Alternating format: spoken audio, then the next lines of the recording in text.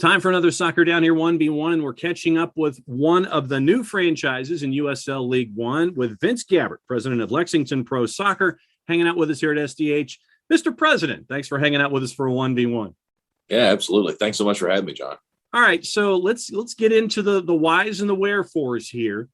How much blood, sweat, tears, toil, and trouble went into the moment where you got to launch on the website, USLLeague1.com, got to show the picture with you and the scarves? How much thought went into that moment?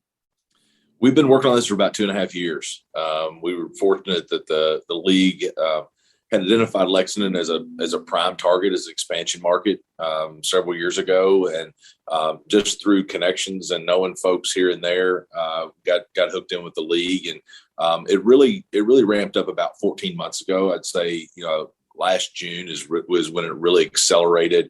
And then we began talking with our investor group right at the first of the year this year. Of course, everything is done by Zoom, and a lot of our folks, we had never even been in the same room, but had all these conversations and gone through all of these things, and we're fortunate enough for all that to lead up to the launch last week. Why USL League One and not other leagues that are around that are a part of the soccer alphabet soup? Yeah, when you look at the landscape, when you look at the comparable markets and what those markets either need or offer, League One was an absolute natural fit. Lexington is a phenomenal college town, and when you look at the likes of Greenville, South Carolina, or Madison, Wisconsin, or Statesboro, or Chattanooga, you just go down the list, and they're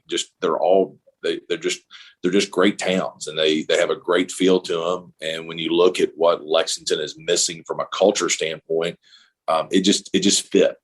Everything about it just seems so perfect, and especially in relation to the other markets. When you look at how things have progressed to this point and how things are continuing to grow, you mentioned the college town element in all of this. For those that might know the college town but not know the soccer town, break down the soccer element of it and how soccer is a part of the fabric there in Lexington. Yeah, so it very much is. One of the things that's probably not known as well is how diverse a community that Lexington is. We're fortunate because of horse racing and the thoroughbred, most particularly.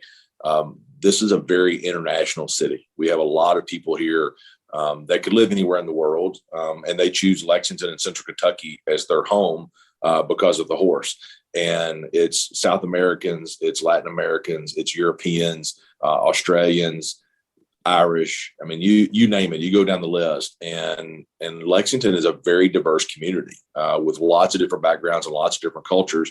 But the one thing that really unites a lot of folks here is soccer.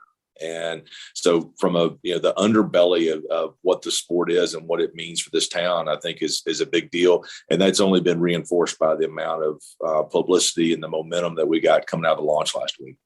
Why 2023 and not 2022? Is it just all of the things on the to-do list to make sure that the launch is what it needs to be? It is. And we wanted to do the best we can. We wanted to give ourselves the maximum amount of time to get those players, to get all that infrastructure put in place. Our sporting director is actually getting ready to move over here from the UK. So, Sam played professionally here in the States and in Hungary and overseas and, a number of places. But we're bringing him over from the UK to run the sporting side of things for us. And so it really was just to make sure that we had plenty of ramp up time to do things right. To get the quality that we want on the field and in the front office. What are those conversations like when obviously you know and you have targeted who you want when it comes to how you want Lexington to be represented both on the field and off? When it comes to having conversations overseas, it's like, hey, we need you to come here to Lexington. What are those conversations like? Oh, they've been fascinating. And Sam was one of those guys that I've talked to him at least once a week for the last 16 months and was in the room with him for the first time last week and got to actually see him face to face. Even on a Zoom, I think one of the things that's interesting is you can figure out the measure of a person and the culture that they want to build and be a part of our team. And our ownership group is phenomenal. We've got a couple of folks that are just just absolutely great people. And they're competitive. They want to put a great product on the field, but they want to do it the right way. And I think for this city to buy in and for this to be, the community's team, you have to have all those pieces in place. So when you bring in Sam Stockley to be your sporting director and you have the conversations with the ownership group, I know that you're looking for that particular kind of individual that represents what you're trying to accomplish well. What kind of individual are you looking for to represent Lexington Pro Soccer? Yeah, I mean, from Sam's standpoint, he brought a ton of credibility just because of the things that he had done, and he talked it, but he has the resume to back it up. And I think from a player standpoint, we want someone that we feel like is going to perform at the highest level. We want to have all those intangibles, from the mental health aspect to the physical health aspect to the competition on the field, to be at the highest level. And we want folks that are buying into that culture and want to work to do that. We have a number of intangibles in this market that we feel like will be appealing to the best and the brightest. The opportunity to find great gainful employment on a year-round basis on all of our local horse farms, and with all the relationships that we have here in town that are a little bit different. I mean, it's just a different landscape here in Lexington that offers us some intangibles that we think that we can put that best product on the field. So I know, and this is what I like to ask front office folks and coaches when I first interact with them about new things. I know that the to-do list is somewhere. It's on, and I'll date myself with this reference. It's on a Palm Pilot. It's on a BlackBerry. It's on my phone where I can pull out a stylus and write a note to myself and file it away. It's on maybe one of those little boards that is magnetized and it's on your fridge, or it's one of those 3x8 large dry erase boards that's off to your shoulder, either to your left or to your right as I'm looking at you. Where is that to-do list? And what do you think the next thing to check off on it is right now? Yeah, so actually, I'm pretty old school. My to-do list is on a legal pad. There you go. I'm a pen and paper kind of guy, and so the stuff getting added to it, I feel like is getting more than the ones I'm striking off of it. For the small items, we've got a few small things that we've got to tick off that list. The most immediate is really our branding and our naming pieces, and we're going through that process right now. The big item is the stadium location. We're focused really hard on answering an RFP for development in downtown Lexington that's just right across from Rupp Arena, and we feel like that there's a lot of dominoes that fall with obtaining the rights to develop that site and put the stadium downtown. So that's the big item on the to-do list, and there's a lot of little things that filter in underneath that. And that's one of the other interesting aspects that we're seeing in USL League One, and you can go almost market by market. What we're seeing with Darren Van Tassel in Statesboro with the building of the Tormenta Stadium, with what we're seeing with CHI Memorial in Chattanooga, with what we're seeing with the Red Wolves and Mr. Martino and their group, is that you're building things that aren't just going to be a venue for 2 hours on a Wednesday or a Saturday. It's about long-time sustainability for that area, not just for a soccer pitch, but everything else that's included around it. And once again, we're seeing a lot of that in USL League One. You guys are no different. Yeah, absolutely. And we're very fortunate. Lexington has experienced some significant growth in the last couple of years, and we've got a fabulous downtown.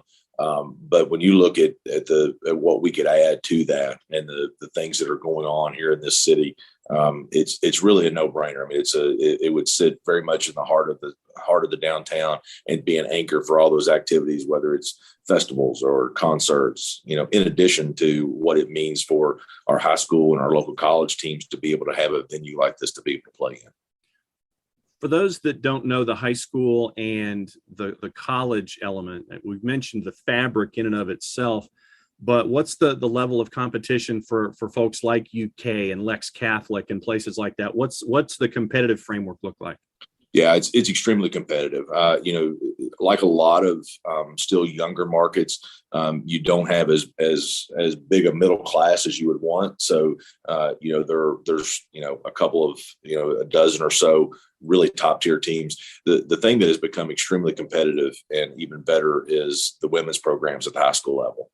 They're continuing to grow, and when you see the growth on the academy side in Louisville and Cincinnati, we have seen exponential growth in those areas from a competitive landscape. And on the college side, the UK women's program is in a time of transition, and they're working through that. But the men's program is doing extremely well. The infrastructure they have in place over there, the university has been extremely supportive of this initiative and very helpful with us. And then you have the smaller colleges that are here that such as Transylvania University here in Lexington, that has a very diverse roster as well. So a lot of international students that come over and are seeking that higher level of education and continue their playing career before they go back home and play professionally or whatever they decide to do after college. Vince Gabbert, the president of Lexington Pro Soccer, coming online in the USL and USL League One in 2023, hanging out with us for another couple of minutes for a Soccer Down Here 1v1. You mentioned something in that last answer that triggered another question for me. It's the women's programs and the growth there. With what we're seeing with the USL and USLW, is that something that is being looked at down the line to add to the framework for Lexington Pro Soccer as well? It is, without question. And that was one of the things that we wanted to make sure that as we were negotiating with the league on our franchise, that we had that ability. And our goal is to build everything from the ground up on the men's and women's side at all ages. So our academy programs and the things that we'll be doing with the local youth clubs and working with them, we absolutely will have completely equal facilities and equal opportunities on all of those sorts of things.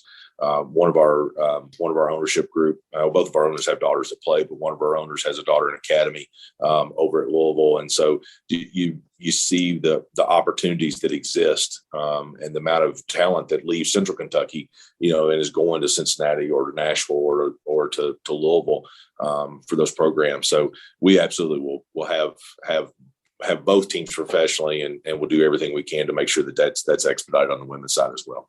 When you look at the other owners, and this is back to the college town discussion, when you look at the other owners that are here in the league, and you have the rivalries that have come to the fore with Chattanooga, Greenville, Statesboro, and now Lexington coming online as a part of the SEC and the Southeastern footprint. What is the feedback and the conversations like that you can divulge the information for? What have those early conversations been like with the other owners where this is going to be instant rivalry, just add soccer? Yeah, absolutely. And actually, I had a call with one of the guys down in Knoxville today, just talking about as they move into League One in a couple of years, hopefully, just that built-in rivalry. But the other owners really help sell it. The league didn't have to do a whole lot because you go to the mid-year meetings or you get on a conference call and you talk to a Joe Irwin, down in Greenville, and talk about his experience and why he did it to begin with and what it's meant for him and for the city. And it all clicks. I mean, it really is. And I think, Joe said it best. The ownership groups are really good people to be in business with. And we all will be in business together. We're hoping to be in business together with everyone. And it's nice to be able to see that level of camaraderie that folds in with the rivalry piece, because ultimately we all want to win. And that's the goal.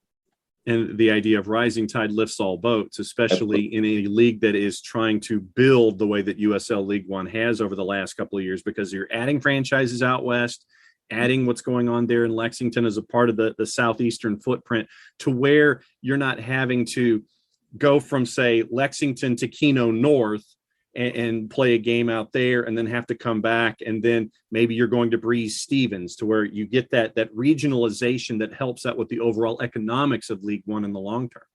Yeah, absolutely. Chattanooga is an easier trip than Tucson any day of the week. So it does set up well. And I think the USL's goal of what they're trying to do, creating divisions and adding the teams, I think it makes perfect sense. And the markets, they are good. Again, they are really good markets, and the opportunity to create those fan bases and those rivalries, and even fan bases travel. I mean, there's going to be a number of places that that we'll get to play that we hope that we'll have a significant fan base that travels with us. Is there any truth to the rumor that your base color is going to be blue? I don't think so. We will most likely try to set ourselves apart a little bit and have some unique marks that our city and community can be really proud of. So now is the time for the promotional element for those that want to keep an eye as to what's going on, everything there in Lexington going forward as you get ready for 2023, which will be here sooner than we think. How do they do it? Yeah, so on the website, our LexingtonProSoccer.com, and then our Twitter handle and everything on social is actually Pro Soccer Lex. So we look forward to everybody keeping up with everything. Vince Gabbert, President, Lexington Pro Soccer, coming online in USL League One in 2023. Thanks for hanging out with us for a Soccer Down Here 1v1. We'll be keeping an eye. We'll catch up with you soon. Great. Thanks so much, John. I appreciate it.